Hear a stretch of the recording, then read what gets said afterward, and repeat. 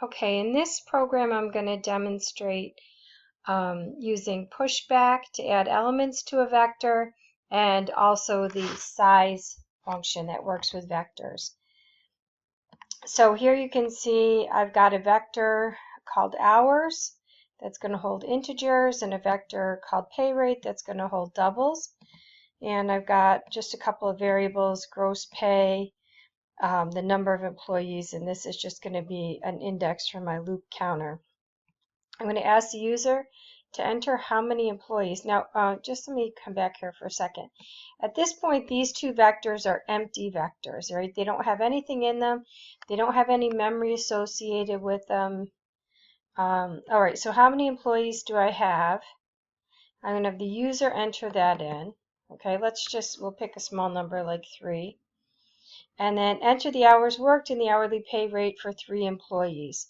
So this loop is going to go through 3 times, and I'm just declared an integer variable here called temp hours and a double called temp rate. We're just going to use those for, to see in or input the values. So enter the hours worked by employee number. Now, instead of just using index here, we use index +1 because the rest of the world starts counting at 1, not 0, like computer science.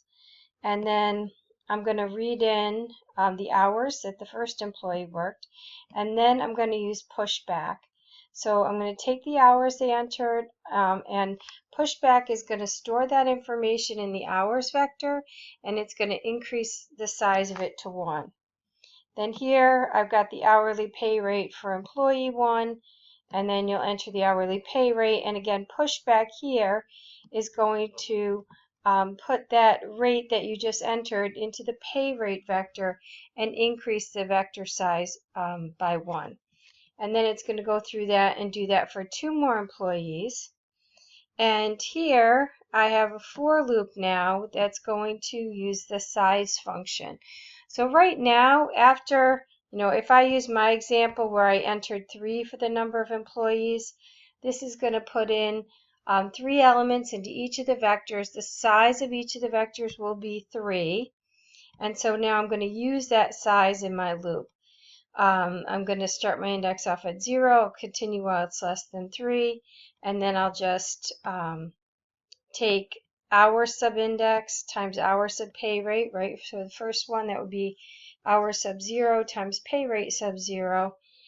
Store that in gross pay, and then just display the employee number and their gross pay. So you can see here,